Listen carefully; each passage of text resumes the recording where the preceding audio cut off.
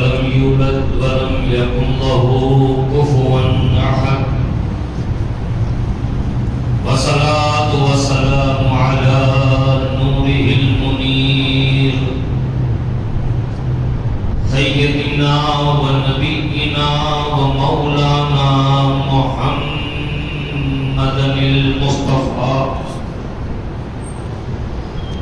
طب القلوب ودوائها وعافية الأبدان وشفائها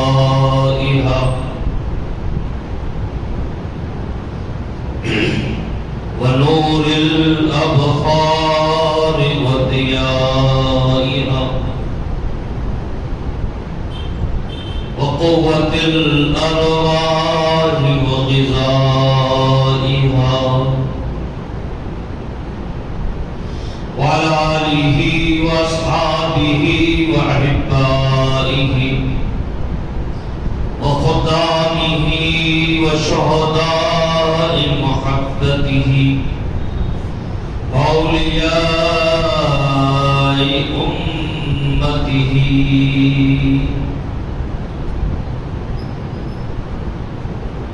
وابنه الكريم سيدي شيخ عبد القادر غوث الأعظم الجيلاني أجمعين أما بعد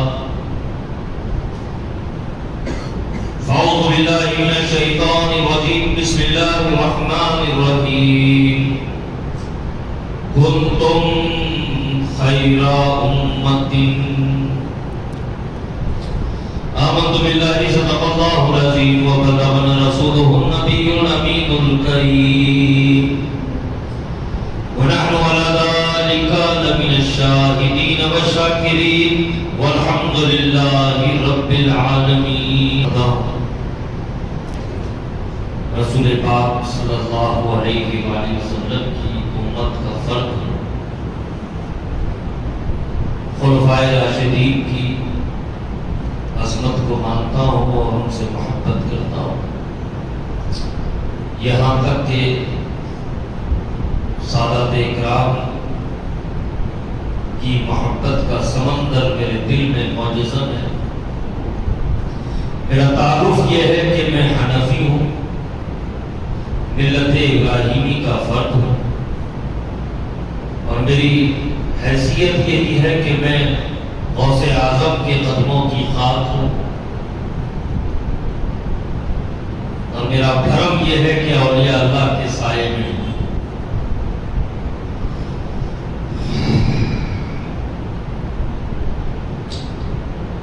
2 سال کے ناغے کے بعد ہم اور آپ ایک بار پھر جامع مسجد اہل سنت و جماعت دوسری تاخیرات میں تلاش شب قدر کے لیے جمع ہوئے ہیں۔ یہ 2 سال بڑے عجیب انداز میں کسی ایک کی زندگی کے لیے نہیں بلکہ ہر ایک کی زندگی میں بڑے عجیب طرح کے یہ 2 سال گزرے ہیں۔ کوئی فرق ایسا نہیں ہے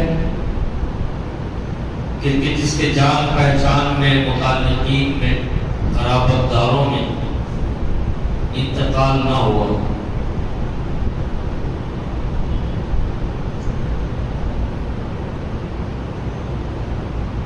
اللہ نے فضل فرمایا،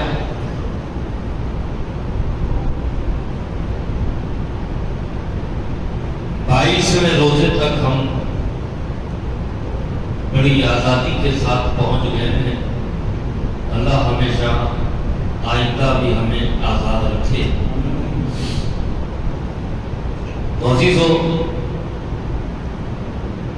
میں یہ تو نہیں کہوں گا کہ 2 سال سے جو باتیں آپ بازار سے نہیں کہیں تھی وہ ساری کی ساری آج گوشے گزار کروں گا، لیکن اتنا ضرور کروں گا، اور آپ کی ہماری ذمہ داری بھی ہے کہ ایک مرتبہ سورہ فاتحہ اور 3 مرتبہ سورہ اخلاص پڑھیں، تاکہ ہمارے متعلقین میں سے، جان پہچان والوں میں سے، قرابت داروں میں سے جو ان ایام میں دنیا سے رخصت ہوئے ہیں ان کو اِیصال ثواب مل جا سکے۔ 1 مرتبہ سورہ فاتحہ، 3 مرتبہ سورہ اخلاص، آگے پیچھے 3 مرتبہ درود پڑھیں۔ اللہم صلی علی سیدنا۔ جو کچھ پڑھا ہے، جو کچھ درود شریف پڑھے ہیں، مولا اس کو اپنے فضل و کرم سے قبول فرما۔ سرکار پاک صلی اللہ علیہ وآلہ وسلم کی خدمت، اس کا ثواب نظر ہے میرے مولا، اس کو قبول فرما۔ تمام انبیاء کرام مرسلین اعظام کی بارگاہوں میں اس کا ثواب نظر ہے، اس کو اپنے فضل و کرم سے قبول فرما۔ تمامی اہل بیت اطہار و خلفائے راشدین، عشرہ مبشرہ، جمیع صحابہ کرام و صحابیات، انصار و مہاجرین، جملہ تابعین و تابعات و جمیع شہداء کرام کی خدمت میں اس کا ثواب نظر ہے۔ مولا اس کو اپنے فضل و کرم سے قبول فرما۔ مولا تعالیٰ تمام ائمہ و مجتہدین، اولیاء اللہ و بزرگان دین، بالخصوص سرکار غوث العالم، سرکار غریب نواز، سرکار شہاب الدین سہروردی، سرکار بہاؤالدین نصرالدین، سرکار احمد کبیر رفاعی، سرکار ابوالحسن علی الشاذلی، ان کے اجداد اکرام، ان کے پیران اکرام، ان کے اساتذہ اکرام، ان کے خلفاء، ان کے مریدین، ان کی اولاد کی خدمت میں اس کا ثواب نظر ہے میرے مولا، اس کو اپنے فضل و کرم سے قبول فرما۔ جتنے مومنین و مومنات، مسلمین و مسلمان اس دنیا سے رخصت ہوئے، مولا ہم سب کو اس کا ثواب پہنچا۔ بالخصوص مولا تعالیٰ کورونا کی وجہ سے جتنے لوگ انتقال کیے ہیں، بالخصوص ہمارے متعلقین میں، قرابت داروں میں، جان پہچان والوں میں، مولا ان سب کو اس کا ثواب پہنچا۔ مولا ان سب کی مغفرت فرما، مولا ان سب کے گناہوں کو معاف فرما، مولا ان سب کے خطاؤں کو درگزر فرما، مولا ان سب کے درجات کو بلند فرما، مولا تعالیٰ ان کی قبروں میں رحمت و مغفرت کا نزول فرما، مولا ان کے درجات بلند فرما، مولا ان کے درجات بلند فرما، ان کے گھر والوں کو مولا صبر جمیل عطا فرما، مولا تعالیٰ ان کے گزرنے سے ان کے گھر والوں کو جو مصیبتیں پہنچی ہیں، مولا جو تکالیف پہنچی ہیں، ان کو راحت کے تبدیل فرما۔ یا الہ العالمین، جو گزر چکے ہیں ان کا بدل تو نہیں ہو سکتا، لیکن میرے مولا ان کے جانے کی وجہ سے جو کام بگڑے ہیں، مولا ان کو بنا دے، مولا ان کو بنا دے۔ اور مولا جتنے اس سے متاثر ہو کر باحیات ہیں میرے مولا، ان کو صحت کاملہ و عاجلہ عطا فرما۔ مولا تعالیٰ جتنے محفوظ ہیں، مولا ان کو مزید حفظ و امان عطا فرما۔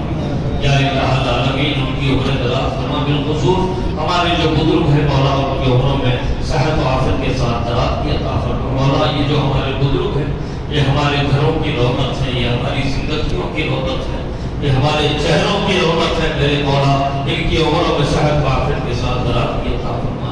مولا تعالیٰ تجھے تیرے محبوب کریم صلی اللہ علیہ وآلہ وسلم کا واسطہ ہماری دعاؤں کو قبول فرما۔ بفضل سبحان ربک رب العزت عما یصفون وسلام علی المرسلین والحمد للہ رب العالمین۔ ایک مرتبہ بارگاہ بہت عمدگی کے ساتھ خطاب ہو رہا تھا، آپ حضرات بہت سے مسائل سن رہے تھے، سیکھ رہے تھے، سمجھ رہے تھے۔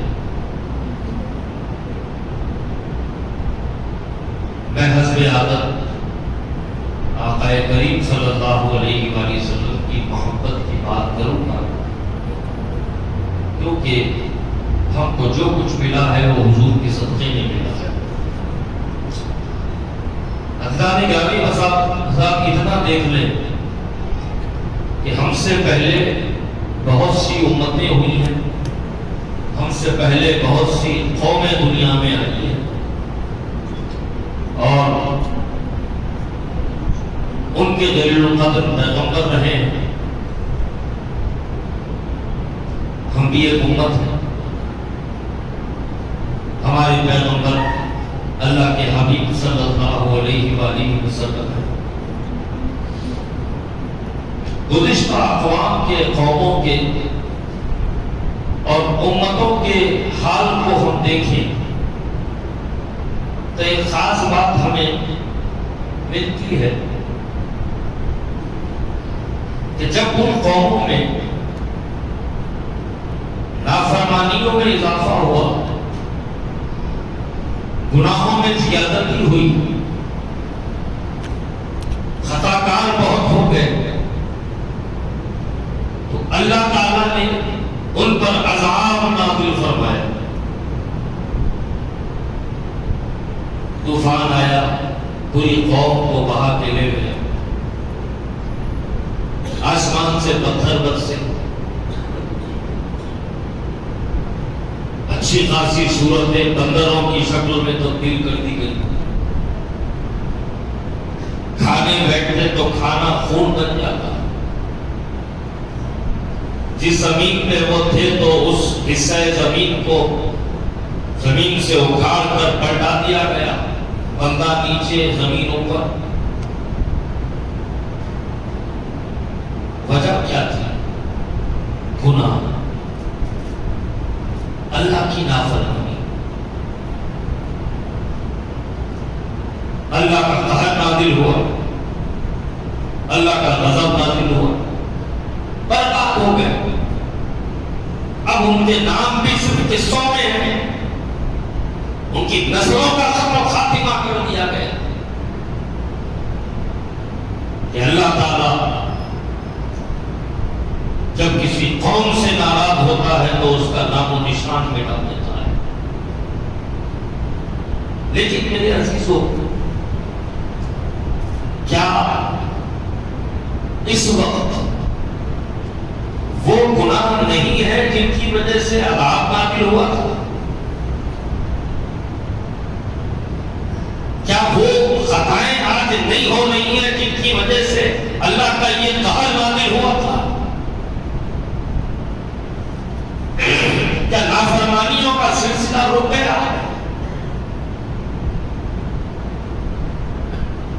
آپ کہیں گے نہیں،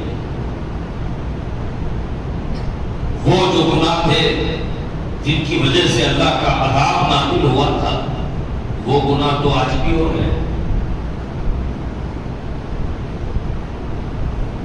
ویسے گنہگار تو آج بھی ہے، نافرمانیوں کا سلسلہ تو آج بھی چل رہا ہے۔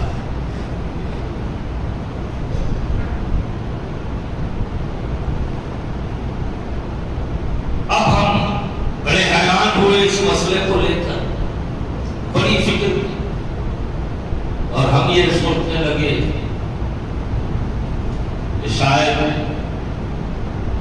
ہماری عبادتیں ہیں، شاید ہمارے روزے ہیں، شاید ہماری خیر خیرات ہے، شاید ہماری نیکیاں ہیں، شاید ہماری دعائیں ہیں، شاید ہمارے سجدے ہیں جن کی وجہ سے اللہ تعالیٰ کا عذاب رکا ہوا ہے۔ میرے عزیزوں، ہماری عمر کتنی ہوتی ہے؟ اگر ایوریج لے کر چلے تو 45 سال کے بعد سے الٹی گنتی شروع۔ اتفاق سے اگر کوئی 100 پار کر لیا، اس کے بعد انتقال ہوا تو اخبار میں سرخی کے ساتھ نیوز آتی ہے 105 سال میں انتقال ہوا۔ زنانہ ہے تو بغیر فوٹو کے، مردانہ ہے تو فوٹو کی چھپ جاتی ہے۔ اب ایوریج عمر کتنی ہے؟ 45 سے لے کے 70-75 میکسیمم۔ اب اتنی چھوٹی سی عمر میں کتنی نمازیں ہم پڑھیں گے، کتنے روزے ہم رکھیں گے، کتنی خیر خیرات ہم کریں گے، کتنا اللہ کا ذکر کریں گے، کتنا اللہ کی تسبیح بیان کریں گے؟ پھر کیا بات ہے کہ اللہ کا عذاب نازل نہیں ہو رہا؟ ہمارا ایمان پکار کر کہے گا، نادان، یہ خوبیاں تیری نہیں ہیں، یہ کوالٹی تیری نہیں ہے کہ جس کی وجہ سے عذاب رکا ہوا ہے۔ اس کی وجہ صرف یہ ہے کہ تو امت مصطفیٰ کا فرد ہے، تو حضور کا غلام ہے۔ اللہ کا بڑا فضل ہوا کہ نسبت مصطفیٰ کی برکتیں ہمیں یہ اس انداز میں نصیب ہوئی کہ گناہ ہم سے ہو رہے ہیں، سیاہکاری میں ہم مبتلا ہیں، خطائیں ہم کر رہے ہیں، لیکن معاملہ یہ ہے کہ ادھر خطا ہو رہی ہے، ادھر عطا ہو رہی ہے۔ وہاں گناہ تھے، توبہ کی مہلت نہیں تھی، یہاں گناہ ہو رہے ہیں، کبھی شب برات نصیب ہو رہی ہے، کبھی شب قدر نصیب ہو رہی ہے، کبھی پورا مہینہ رمضان کا نصیب ہو رہا ہے، کبھی شب عرفہ نصیب ہو رہی ہے، کبھی شب عاشوراء نصیب ہو رہی ہے، جس میں بندے کے گناہوں کو معافی طلب کرنے پر معاف کر دیا جاتا ہے۔ وہاں خطا پر عذاب تھا، یہاں خطا پر عطا ہے۔ وہاں گناہ پر مہلت نہیں تھی توبہ کی، یہاں گناہ ہو گئے تو مہلت دی جا رہی ہے، موقع دیا جا رہا ہے۔ اور کیسے؟ آواز دے دے کر، اے میرے بندے، اگر تو گناہوں کی معافی چاہتا ہے تو مانگ، میں تیرے گناہوں کو معاف کروں گا۔ اے میرے بندے، تو رزق چاہتا ہے، مانگ، میں تجھے رزق عطا کروں گا۔ یہ ہماری خوبی نہیں ہے، یہ حضور صلی اللہ علیہ وآلہ وسلم کی پاک نسبت کی برکت ہے۔ اب آپ دیکھیں، رمضان شریف ملا، رمضان کی آخری عشرے میں ایک رات، تاک راتوں میں سے ایک رات شب قدر، جو 1000 مہینوں سے بہتر ہے۔ روزے تو گزشتہ امتوں کو بھی فرض تھے، شکلیں الگ تھیں، روزے کا طریقہ کار الگ تھا، لیکن یہاں امت مصطفیٰ کو علی صاحبہا علیہ الصلاۃ والتسلیم ہر سال پلٹ پلٹ کر رمضان کا مہینہ عطا کر دیا جاتا ہے۔ اے گنہگارو، اے خطا کارو، اے سیاہ کارو، آؤ، تمہیں توبہ کا موقع دیا جا رہا ہے، تم توبہ کرو، تمہارے گناہ معاف ہو جائیں گے، تم نادم ہو جاؤ، تمہارے گناہ معاف ہو جائیں گے۔ تم چاہتے ہو نا کہ انجانے میں جانے میں تم سے جو گناہ ہو گئے وہ معاف ہو جائیں؟ تم بے فکر رہو، تمہارا نبی تمہاری فکر کرنے والا ہے۔ تم بے فکر رہو، تمہارے آقا تمہاری فکر کرنے والے ہیں۔ اور یہ وہ آقا ہے کہ اللہ تعالیٰ جن کو فکر کرتا دیکھ نہیں سکتا۔ ایک روایت ہے، حضور صلی اللہ علیہ وآلہ وسلم اپنے دولت سبا میں ہیں،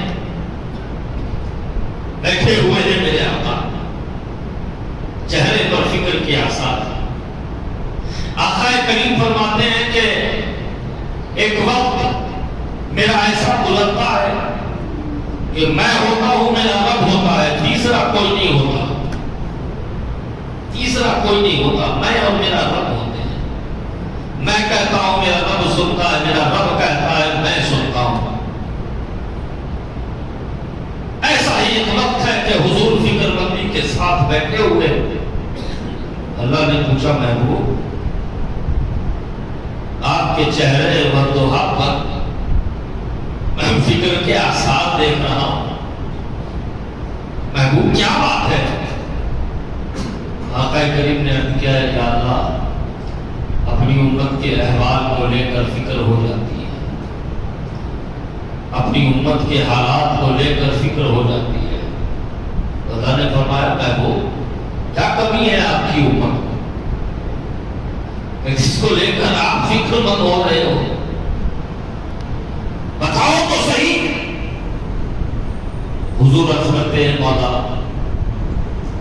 گزشتہ امتوں کی عمریں لمبی لمبی تھی،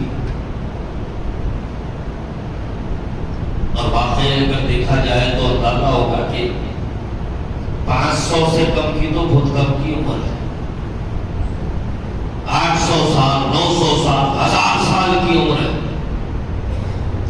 حضور فرماتے ہیں مولا میری امت کی عمریں بڑی مختصر ہیں، اور اتنی چھوٹی سی عمر میں وہ تجھے راضی کرنے والے کتنے اعمال کریں گے؟ اللہ نے فرمایا محبوب یہ تو کوئی فکر کرنے والی بات نہیں ہے، مولا میری امت کی عمریں مختصر ہے، فکر نہ کرو۔ اللہ نے فرمایا محبوب یہ تو آپ کے صدقے میں آپ کی امت کو انعام ملا ہے۔ حضور عرض کرتے ہیں مولا یہ کیا بات ہوئی؟ عمر مختصر ہے یہ بھی ایک انعام کی صورت ہے۔ اللہ نے فرمایا محبوب سنو، عمر جتنی لمبی ہوتی ہے دل اتنا ہی سخت ہوتا چلا جاتا ہے۔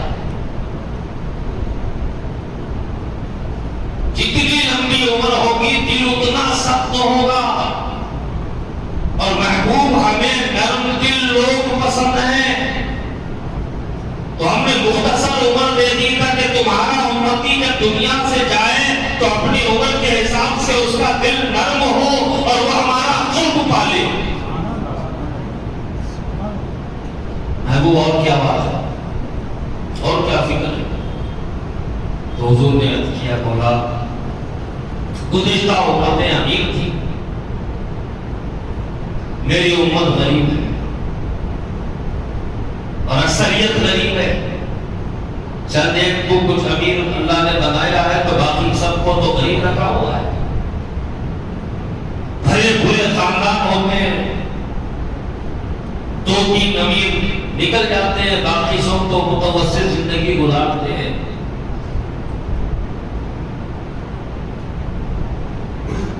شام کا کھا لیں تو صبح کی فکر، صبح کھا لیں تو شام کی فکر، خود کو مل گیا تو بیوی بچوں کی فکر، بیوی بچوں کو مل گیا تو پھر اپنی فکر۔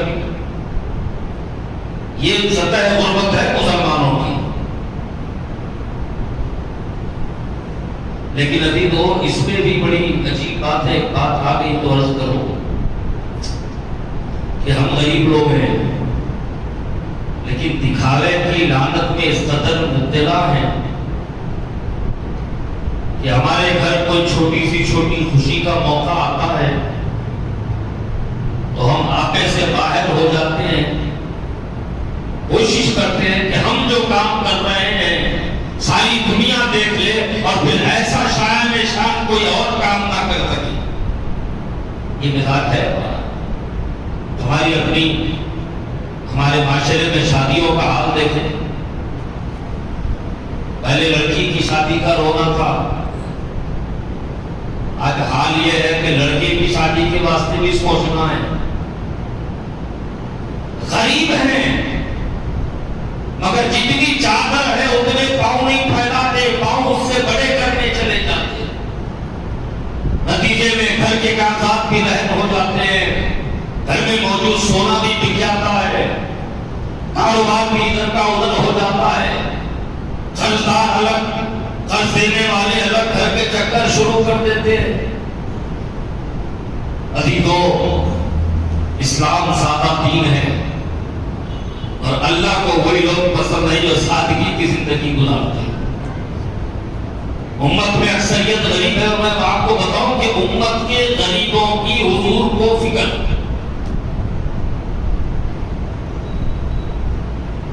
حضور پاک صلی اللہ علیہ وسلم کی 4 شہزادیاں، حضرت سیدہ زینب، حضرت سیدہ ام کلثوم، حضرت سیدہ رقیہ اور حضرت سیدہ فاطمہ الزہرا رضی اللہ عنہا۔ اب سیدہ فاطمہ الزہرا رضی اللہ تعالی عنہا کے نکاح کا حال دیکھیں۔ رمضان 17 رمضان کو جنگ بدر، جنگ بدر کے بعد سیدہ کا نکاح مولا کائنات کے ساتھ۔ حالات مسلمانوں کے ایسے ہیں کہ روزے کا وقت ہوا تو ہمارے پاس آج افطاریوں کی پلیٹیں بھری ہوتی ہیں، لیکن اس وقت یہ حال تھا کہ ایک کھجور اگر مل جائے تو دو دو تین تین آدمی اسے چوس کر اپنے بھائی کے حوالے کر کے روزہ کھول لیتے۔ غربت تھی، لیکن سب سے بڑی ان کی دولت حضور کی صحبت تھی، حضور کا دیدار تھا، اور حضور کی صحبت کے لیے، حضور کے دیدار کے لیے وہ ہر قسم کی تکلیف کو برداشت کرنے تیار تھے۔ اس زمانے میں سیدہ کا نکاح مولا کائنات سے ہوا۔ اگر حضور چاہتے خدا کی قسم مدینے کی گلیوں میں فرشتے جنت کے دستر بچھاتے، اور اگر آقا چاہتے تو اپنے غلاموں کو دنیا میں جنت کی نعمتیں کھلا دیتے، لیکن حضور نے ایسا نہیں کیا۔ کیوں نہیں کیا؟ اللہ اختیار نہیں تھا۔ سنو، حضرت جبرائیل علیہ السلام بعض وقت حضور کی خدمت میں ایسے وقت حاضر ہوتے کہ حضور کے علاوہ وہاں کوئی نہیں ہوتا۔ بعض وقت اس حالت میں، اس انداز میں ظاہر ہوتے کہ حضور کے علاوہ کوئی اور نہیں دیکھتا، اور بعض وقت ہوتا یہ کہ مخصوص صحابیوں کے حلیے میں حضرت جبرائیل خود آ جاتے۔ تو ایک بار ایک صحابی حضرت وحیہ کلبی کی صورت میں حضور کے پاس آ کے بیٹھے۔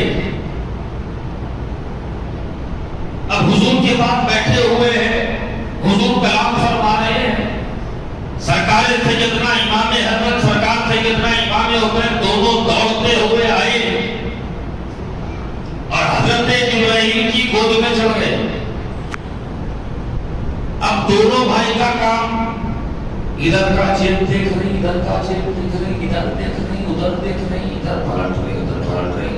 اب حضور کے نواسے حضرت جبرائیل کو اعتراف نہیں کر سکتے، پھر بھی انہوں نے عرض کیا یا رسول اللہ یہ کیا کر رہے ہیں حسن و حسین؟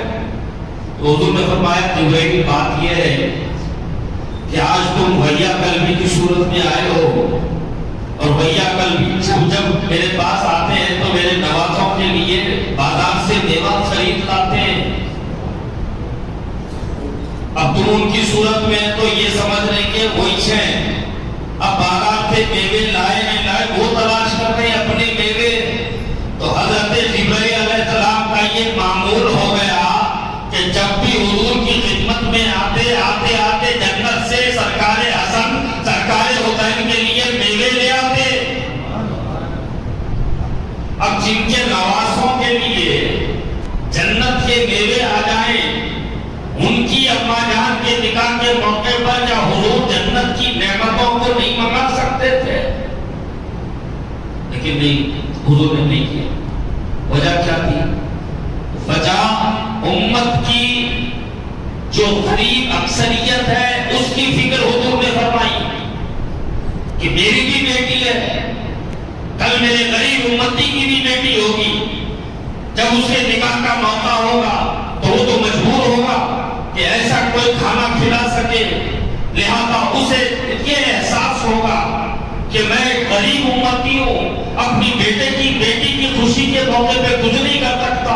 وہ حضور تھے جو اپنی بیٹی کے نکاح کے موقع پر جنت کی غذائیں دنیا کو کھلا دیے۔ مایوسی ہوتی، غریب امتی کو رنج ہوتا، غریب امتی کو اپنی مجبوری کا احساس ہوتا، تو حضور نے سیدھا سادہ نکاح فرمایا۔ لیکن آج یہ حال ہے کہ ہم اپنی بیٹیوں کی شادیاں کرتے ہیں، بیٹوں کی شادیاں کرتے ہیں، اور عزیزان گرامی سب سے بڑی لعنت جو ہمارے معاشرے میں گردش کر رہی ہے کہ ہم جب اپنے کوئی خوشی کا کام کرتے ہیں تو دور دور سے وی آئی پی کو بلاتے ہیں، لیکن اڑوس پڑوس کو چھوڑ دیتے ہیں۔ ارے یہ غریب کیا کرے گا، آگے ہوتے پورے وی آئی پی آ رہے ہیں۔ اب وی آئی پی کو یہ نہیں معلوم ہو جائے گا میں کون سی بستی میں رہتا ہوں، میرے اڑوس پڑوس میں کہتے ہیں، جبکہ میرے آقا صلی اللہ علیہ وسلم نے یہ فرمایا پڑوسیوں کے تعلق سے کہ جب تمہارے گھر میں کوئی اچھا کھانا پکے تو اسے ڈھیلا کر کے پکا لیا کرو تاکہ اڑوس پڑوس میں بھی تقسیم ہو سکے۔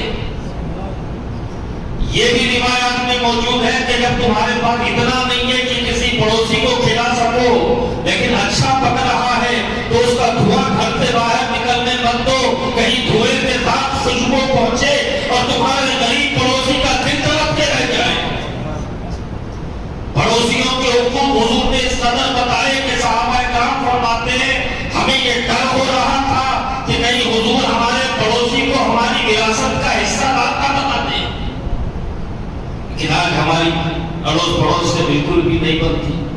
میرے عزیزوں، رمضان کا مہینہ ملا ہے، چند دن بچے ہوئے ہیں، ایک رمضان میں ایک نیکی ہم سے ضرور ہو جاتی ہے کہ افطار کرنے سے پہلے تھوڑے کھجور، سیب کے ٹکڑے، انار کے دانے، چند موز دستری میں رکھ کے اڑوس پڑوس میں بھیج دیا کرتے ہیں۔ اس کی برکت یہ ہے کہ سال بھر ان میں اور تم میں محبت ہو جاتی ہے، اور اگر کوئی دشمن ہے آپ کا، بدتمیز ہے، آپ کو تکلیف دیتا ہے اور آپ کا ایگو اس کے آگے جھکنے سے روکتا ہے تو ایک کام کرو، اپنے گھر کے چھوٹے بچے کے ہاتھ سے اس کے گھر افطاری پہنچا دو، رمضان کی افطاری کی برکت سے برسوں کی دشمنی ختم ہو جائے گی۔ یہ کر کے دیکھیے، آپ سال کے 12 مہینے آپ کی اور اڑوس پڑوس کی محبت ہی رہے گی۔ لیکن عزیزو، آج ہم غفلت کی زندگی گزار رہے ہیں، ہم دکھاوے کی زندگی گزار رہے ہیں، ہم نمائش کی زندگی گزار رہے ہیں، یہ نہیں دیکھتے کہ دنیا میں ہم چند دن کے لیے آئے ہیں، اللہ تعالیٰ نے ہمیں جو کچھ کیا ہے اس کا حساب بھی مانگنے والا ہے۔ کہاں سے آیا اللہ صرف یہ نہیں پوچھے گا، کہاں گیا اللہ تعالیٰ یہ بھی پوچھنے والا ہے۔ تو عزیزان گرامی، سادگی اختیار کرو، اور امت کے جو غریب لوگ ہیں حضور نے ان کی فکر کی ہے، تو امت کے امیروں کی ذمہ داری یہ ہے کہ حضور کی سنت پہ عمل کرتے ہوئے وہ بھی غریبوں کی فکر کیا کریں، غریبوں کا لحاظ کریں، خاندان میں دیکھیں غریب کون ہے، اڑوس پڑوس میں دیکھیں مستحق کون ہے۔ ہر آدمی کا اپنا نفس ہے، ہر آدمی کی اپنی عزت ہے، کوئی بڑی سے بڑی تکلیف میں ہوتا ہے لیکن اپنی زبان سے کسی کو اپنی تکلیف بتانا اس کا دل نہیں کرتا۔ تو عزیزو، ایسے لوگوں کو ڈھونڈا کرو اور ان کی مدد کیا کرو، یہ میرے آقا صلی اللہ علیہ وآلہ وسلم کی سنت ہے، یہ میرے آقا کے اہل بیت کی سنت ہے، یہ میرے آقا کے پیارے صحابہ کی سنت ہے۔ حضرت امام زین العابدین کا وصال ہوا، غسال نے جب آپ کے کپڑے اتارے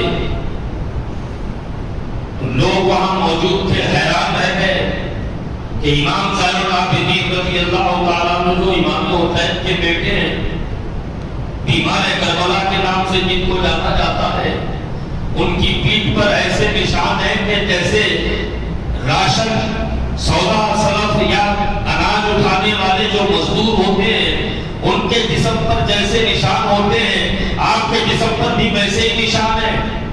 بڑے حیران ہوئے کہ یہ شہزادے کے معاملات کیا ہے کہ ان کے بدن پہ ایسے نشانات کیسے پیدا ہو گئے؟ جب تو کسی کو کچھ سمجھ میں نہیں آیا، چند دن کے بعد لوگوں کی سمجھ میں آ گیا کہ سیدنا امام زین العابدین کا یہ طریقہ کام تھا کہ دل میں دیکھ لیا کرتے تھے مدینے میں ضرورت مند قوم ہے، جب رات ہوتی تو بازار جاتے، اناج خریدتے اور اپنی پیٹھ پر باندھ کر اس ضرورت مند کے گھر کے دروازے پہ رکھتے اور خاموشی سے چلے آ جاتے۔ جب آپ کا مثال ہوا تب امت کے غریبوں کو پتہ چلا کہ دروازے پر راشن رکھنے والا کوئی اور نہیں، شہزادہ امام حسین ہے۔ نعرہ تکبیر، نعرہ رسالت۔ سنت ہے حضور کے اہل بیت کی، حضور کے صحابہ کی، حضور کی، کہ غریبوں کی فکر کیا کرو۔ اور مجھے تفصیلات پہلے سے تو اندازہ تھا لیکن آج مزید تفصیلات کا بھی پتہ چلا کہ مسجد سے متصل جو بیت المال ہے اس کی خدمات ماشاءاللہ بڑے اچھے انداز میں امت کے غریبوں کی خدمت بیت المال کے ذریعے ہو رہی ہے۔ اللہ تعالیٰ ان تمام کو جزائے خیر عطا فرمائے جو بیت المال میں اپنا حصہ لگاتے ہیں اور آخرت میں لینے کے لیے تیار ہیں، اپنے رب کو راضی کرنے میں لگے ہوئے ہیں۔ اللہ تعالیٰ ان کی اس خدمت کو قبول فرمائے۔ تو عزیزان گرامی، میں کر رہا تھا کہ حضور کو اپنی امت کی بڑی فکر عرض کرتے ہیں رب کی بارگاہ میں، مولا میری امت کی اکثریت غریب ہے، پہلی قوموں کے پاس دولت ہوتی تھی، وہ امیر کبیر ہوتے تھے، تو اللہ نے فرمایا محبوب آپ کی امت کی اکثریت غریب ہے، یہ بھی آپ کی نسبت سے ملنے والا انعام ہے۔ حضور عرض کرتے ہیں مولا غریب ہونا بھی کوئی نعمت ہے، غریب ہونا بھی کوئی انعام ہے؟ تو اللہ سبحانہ و تعالیٰ فرماتا ہے محبوب بات یہ ہے کہ دنیا میں جس کو ہم دولت مند بناتے ہیں، آخرت میں اس سے بڑا سخت حساب لیتے ہیں، اور ہم یہ چاہتے ہیں کہ آپ کی امت ہے تو حشر کے میدان میں جب حساب کا موقع آئے تو آپ کا امتی بڑے آرام سے حساب دے کے آگے بڑھ جائے۔ اس لیے محبوب ہم نے آپ کی امت کی اکثریت کو غریب رکھا۔ محبوب اور کیا فکر ہے؟ تو حضور عرض کرتے ہیں مولا گزشتہ امتوں میں موت آتی اچانک موت آتی، موت سے پہلے کوئی تکلیف نہیں، موت سے پہلے کوئی پریشانی نہیں، موت سے پہلے کوئی ہیبت نہیں، موت آئی مر گیا بندہ۔ لیکن میری امت کا یہ حال ہے کہ موت سے پہلے وہ بیماریوں میں مبتلا ہوتا ہے، تکلیفیں اس کو گھیر لیتی ہیں، اس کے گھر والوں کو بھی مصیبت ہوتی ہے۔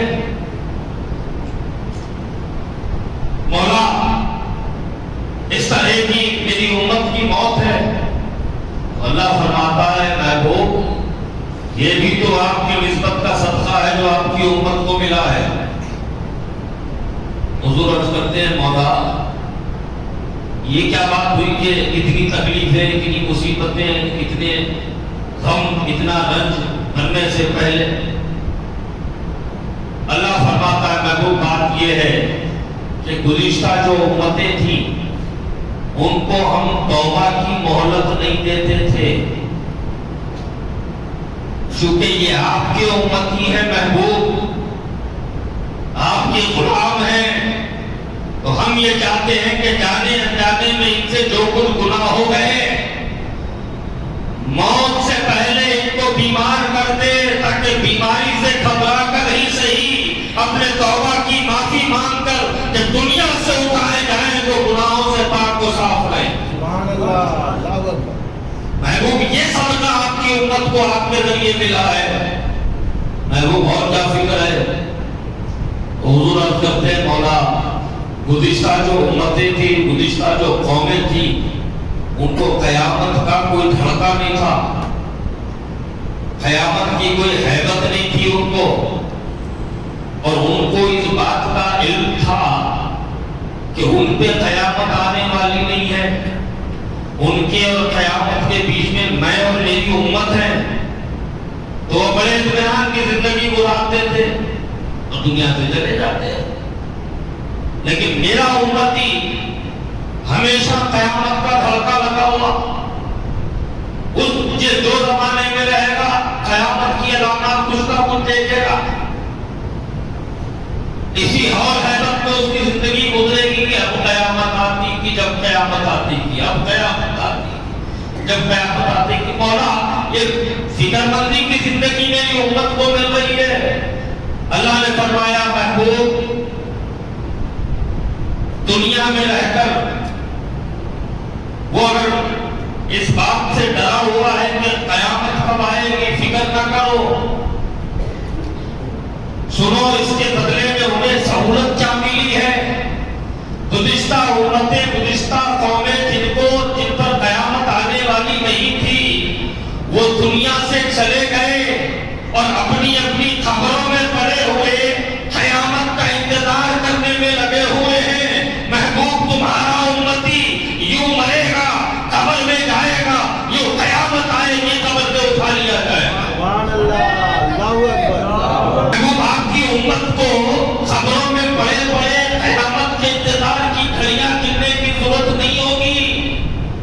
جائیں گے قیامت آ جائے گی.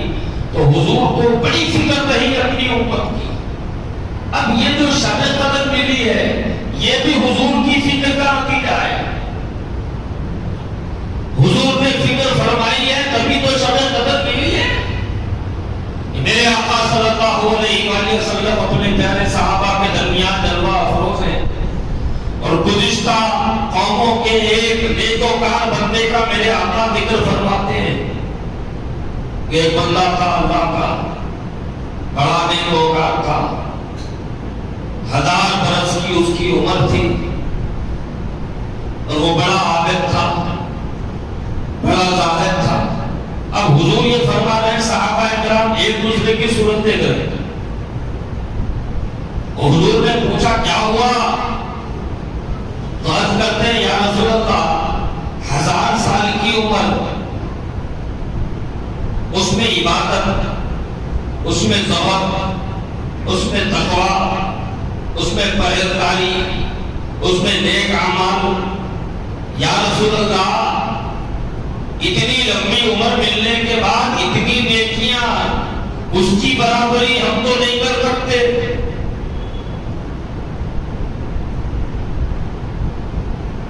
تو حضور کو فکر رہا ہو گئی کہ بات تو صحیح ہے, میری امت کی عمریں تو مختصر ہے.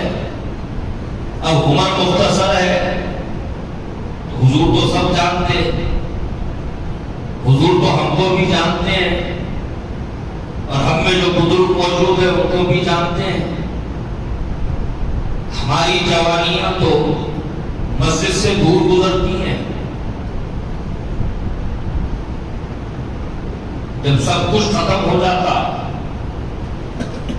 جب ہمارے کو مسجد کا راستہ یاد آتا. قابل قدر ہے وہ نوجوان جو اپنی جوانی میں مسجد کی طرف دوڑتے ہوئے آتے ہیں اور بغیر کسی دشواری کے قیام بھی کرتے ہیں, رکوع بھی کرتے ہیں, سجدہ بھی کرتے ہیں, کھانے میں بھی بیٹھتے ہیں.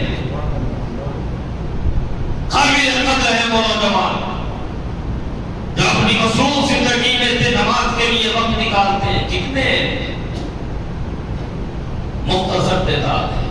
اب تو رمضان ہے بھائی, رمضان ہے, اذان سے پہلے نماز کی تیاری ہم شروع کر دیتے ہیں. لیکن جہاں شوال کا چاند دکھا سب سے پہلے جو جگہ ہم چھوڑتے وہ مسجد ہے. حضور پاک صلی اللہ علیہ وآلہ وسلم نے فرمایا روئے زمین پر سب سے بہترین جگہ اللہ کا گھر اور سب سے بہترین جگہ بازار. جہاں شوال کا چاند دکھا بہترین جگہ چھوڑتے ہیں, بہترین جگہ پر گھومتے پھرتے نظر آتے ہیں. سب سے پہلے مسجد چھوڑتے ہیں. اچھا چھوڑنے والے تو اور بھی بہت کچھ چھوڑتے, مسجد چھوڑتے, ٹوپی پہننا چھوڑتے, پھر جو رمضان میں داڑھی چھوڑے ہوئے تھے حکام کو بولتے بھائی 1 مہینے سے داڑھی لگا, بہت کھلانا بڑا اس طرح تو چلا. یہ مزاج ہے ہمارے نوجوانوں کا. اور جو نوجوان نماز پر جگہ کے عادی ہیں, جو نوجوان اپنے چہروں پر اللہ کے اس فضل کو نمایاں کرتے ہیں کہ ہم بھی مر گئے, مر کے جنم میں پیدا ہوئے ہیں, داڑھی رکھنا ہمارا حق ہے کیونکہ یہ حضور کی سنت ہے. جو داڑھی رکھتے ہیں, جو سر پہ ٹوپی پہنتے ہیں اور اسلام جیسے لباس سے منع کرتا ہے ویسے لباس سے دور رہتے ہیں, ایسا لباس پہنتے ہیں جو ہر طرح سے اسلامی ہے. یاد رکھو صرف کرتا پیجامہ اسلامی لباس نہیں ہے, نہ شیروانی اسلامی لباس ہے. یہ تو سہولت یہ ہے کہ اسلام کے جو تقاضے ہیں لباس کے حوالے سے ان کو پورا کرنے والے ہیں, تو ہم کہتے ہیں کہ یہ اسلامی طرز کا لباس ہے. ضروری نہیں ہے کہ آپ پینٹ شرٹ پہنے ناجائز ہے, حرام ہے, نہیں, آپ پہنے ضرور پہنے مگر ایسے کپڑے مت پہنے کہ رکوع آپ کر رہے نماز پیچھے والوں کی خراب ہو گئی، سجدہ آپ کر رہے اٹھنے بیٹھنے والوں کی پیچھے والوں کی نماز ختم ہو گئی۔ ایسے لباس سے اپنے آپ کو دور رکھیں۔ یہود و نصارہ کی سازش ہے، وہ تو بڑے لمبے لمبے لباس پیدا کرتے ہیں اور لیکن فیشن کے نام پہ نوجوانوں کے کپڑے اتار چکے ہیں۔ اسلامی نوجوان، مسلمان نوجوانوں کے لباس پر ان کا حملہ ہوا ہے، نتیجے میں ہماری نماز خراب کرنے والے کچھ نوجوان بھی مسجدوں میں داخل ہو جاتے ہیں۔ اللہ تعالیٰ سب کو توفیق عطا فرمائے۔ تو عزیزان گرامی، اب حضور صلی اللہ علیہ وسلم کے صحابہ نے عرض کیا، یا رسول اللہ، 1000 سال عمر تھی، نمازی تھا، پرہیزگار تھا، تقویٰ تھا، نیک اعمال تھے، ہم تو ان کی برابری نہیں کر سکتے۔ حضور نے فرمایا یہ بات صحیح ہے۔ فکر ہو گئی حضور کو، اللہ تعالیٰ نے جہاں اپنے محبوب کو فکر مند دیکھا، شب قدر کا فرما دیا۔ محبوب کیا ہے شب قدر؟ 1000 مہینوں سے بہتر ہے، اور ایسا نہیں ہے کہ ایک بار ملے گی، بلکہ جتنے سال زندہ رہو گے ہر سال رمضان ملے گا تو شب قدر بھی ملے گی۔ اب حضور باہر تشریف لائے کہ اپنی امت کو شب قدر بتا دیں۔ حضور نے باہر آ کے دیکھا کہ آپس میں دو صحابی دنیا کے کسی معاملے کو لے کے الجھے ہوئے ہیں۔ اب صحابہ کو برا نہیں بول سکتے، آپ حضور کی صحبت جن کو ملی وہ تو سراخ ہوتے ہیں،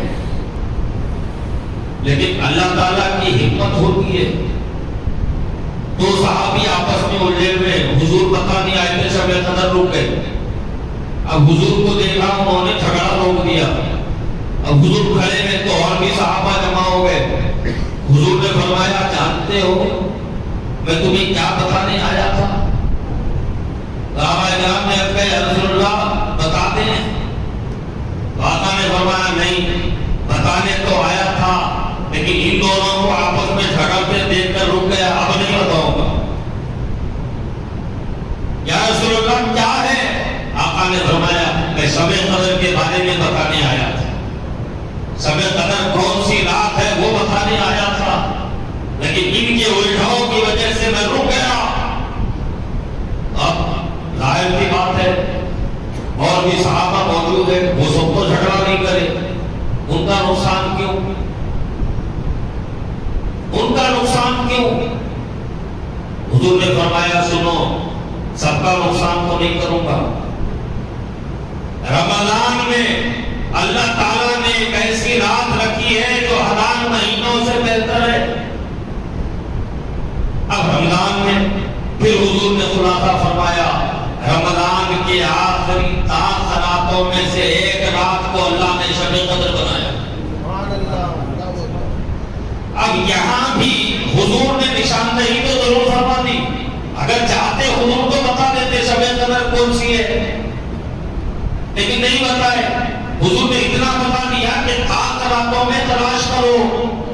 اس سے حضور کا مطلب یہ ہے کہ وہ میری امت کے افراد جن کی عمریں کم ہیں، وہ تلاش شب قدر کے عنوان سے ہر 10 رات کو جاگیں اور ہر 10 رات کو اس امید سے جاگیں کہ اللہ آج شب قدر کر دے تو ہماری عبادت وہ ہو جائے گی جو 1000 مہینوں سے بہتر ہے۔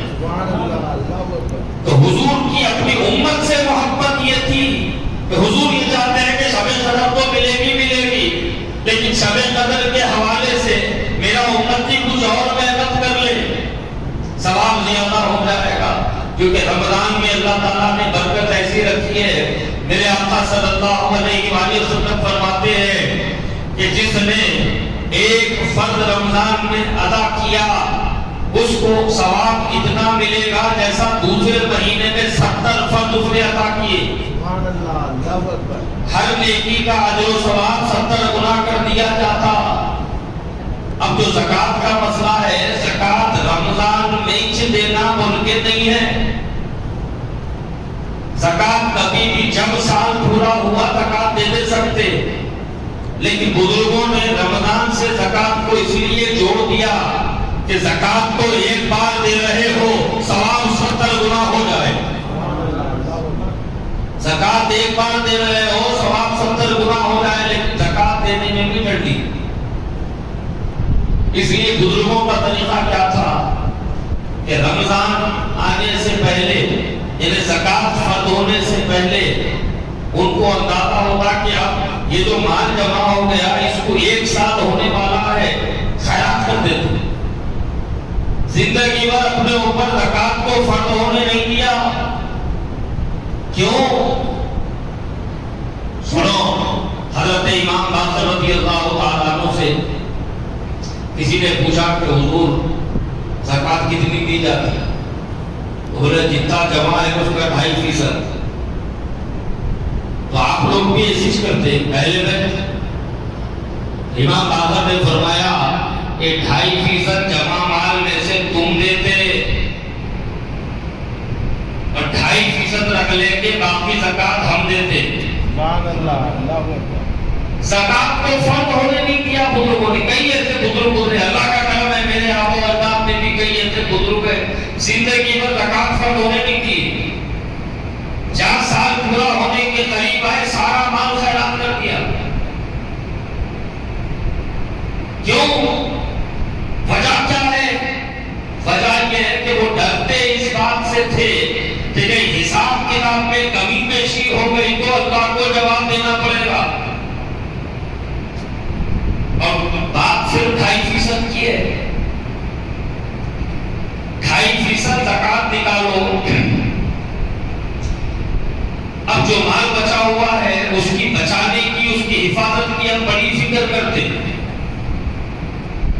گھر میں رکھ سکتے تو گھر میں رکھتے، بینک میں رکھ سکتے تو بینک میں رکھتے. اب بینک میں رکھتے تو بھی ڈر ہے کب نوٹ بندی ہو جاتی گی، کب ہمارا پیسہ کاٹ ہوگا کی. تو کسی کے پاس رکھ دیتے، لگا کاروبار میں. کہیں کو محفوظ کرنا ہے اس کو. لیکن یاد رکھو حضور کی نسبت کے صدقے ہمیں جو فیسلٹی ملی ہے کہ آپ جمع شدہ مال میں سے 2.5% نکالو، باقی مال کی حفاظت اللہ کرنے والا. باقی مال کی حفاظت تو اللہ کرے گا.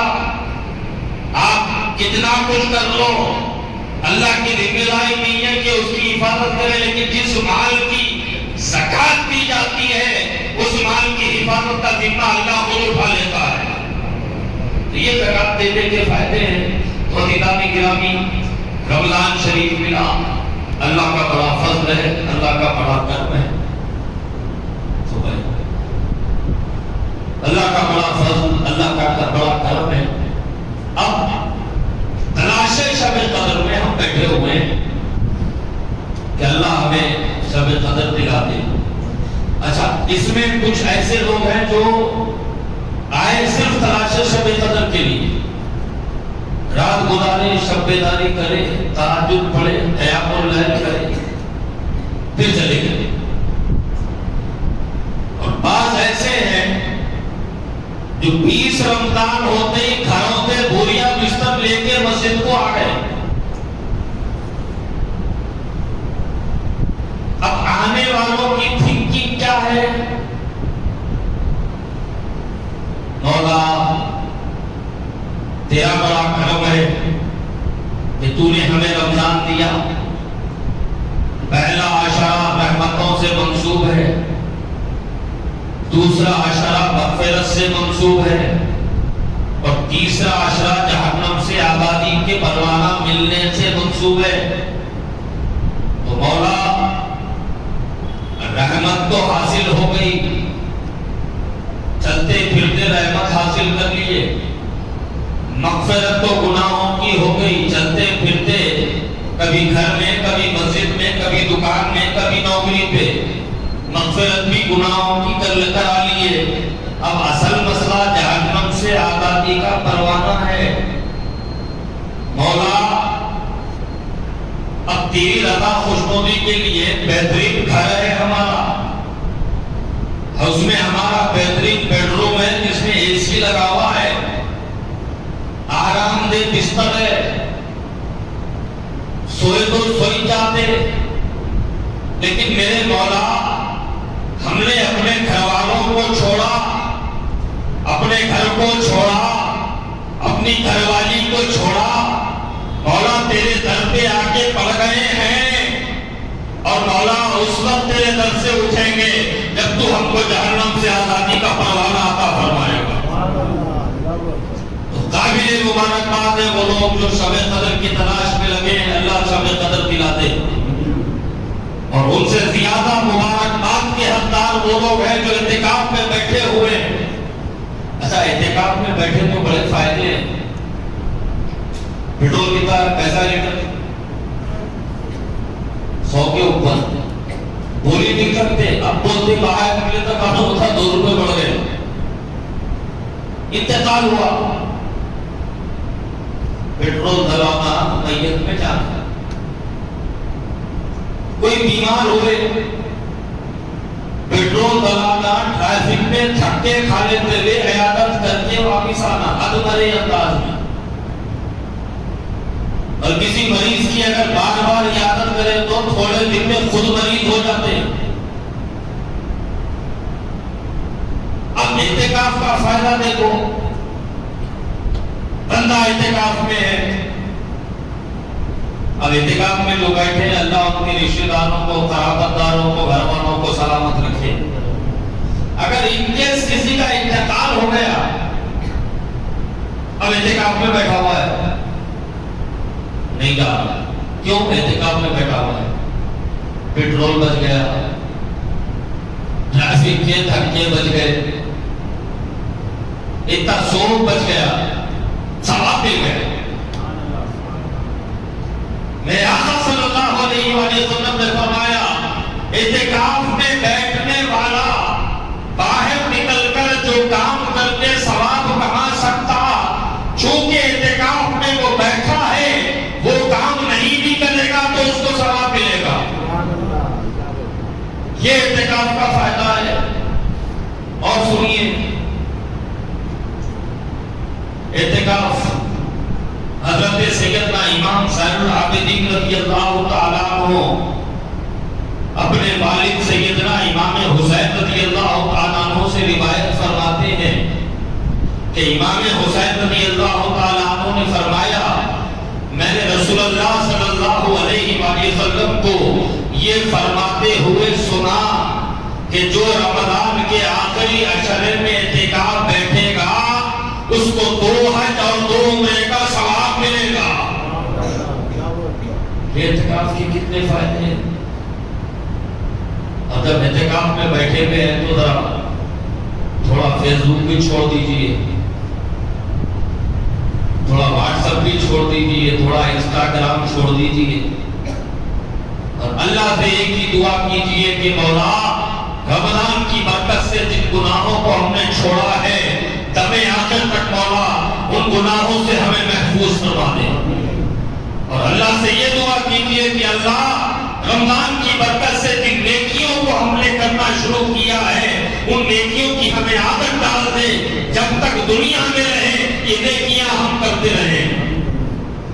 اور امت کے لیے دعا کیجئے، جو ذہن میں آئے گا اس کے لیے دعا کیجئے، بڑا فائدہ ہے، بات میں ختم کر رہا ہوں۔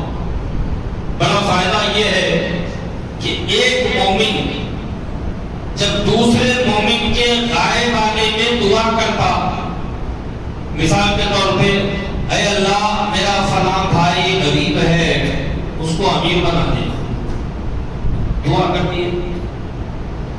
اب اس دعا کا فائدہ کیا ہے کہ جس کے واسطے دعا کرے اس کو تو نہیں معلوم، یہ دعا آپ کریں، یہ دعا آپ کرتے ہی اللہ تعالیٰ ایک فرشتے کو پیدا کرتا، پیدا کر کے اس کو حکم دیتا کہ میرے اس بندے نے اس بندے کے لیے جو دعا کی قیامت تک تو یہی دعا میرے دعا کرنے والے بندے کے لیے کرتا رہے۔ اعتکاف میں بیٹھے، تلاش شب قدر میں بیٹھے، جو ذہن میں آیا اس کے لیے دعا کر دیجیے۔ اگر کوئی دشمن بھی ہے، ہاں گستاخ رسول کے لیے ذرا سنبھل کے، حضور کا دشمن ہمارا دشمن لیکن ہمارا جو دشمن وہ ہماری ذات کا دشمن، اور جو حضور کا دشمن وہ رسالت معاف کا دشمن، اس کے لیے دعا کرنا آپ کا حق نہیں ہے۔ ہاں اس کے لیے ایک دعا کر سکتے کہ مولا اس گستاخ رسول کو، اس دشمن رسول کو حضور کی گستاخی، حضور کی دشمنی سے دور کر دے، نیک ہدایت دیتے۔ آپ یہ دعا اس کے لیے کریے۔ لیکن آپ کا اپنا ذات کا دشمن ہے، اللہ اس کو نیک توفیق عطا فرما تاکہ اس کی میری دشمنی ختم ہو جائے۔ دعا کریے، اللہ فضل فرمائے گا۔ تو عزیزان گرامی انشاءاللہ یاد زندہ صحبت باقی، اللہ تعالیٰ نے زندگی باقی رکھی اور کمیٹی والے سلامت رہیں، ان کی محبتیں ہر سال تاثرات کو یہاں کھینچ لاتی ہیں۔ اللہ تعالیٰ نے زندگی رکھی تو پھر انشاءاللہ تاثرات کو ملاقات ہوگی۔ السلام علیکم ورحمۃ اللہ وبرکاتہ۔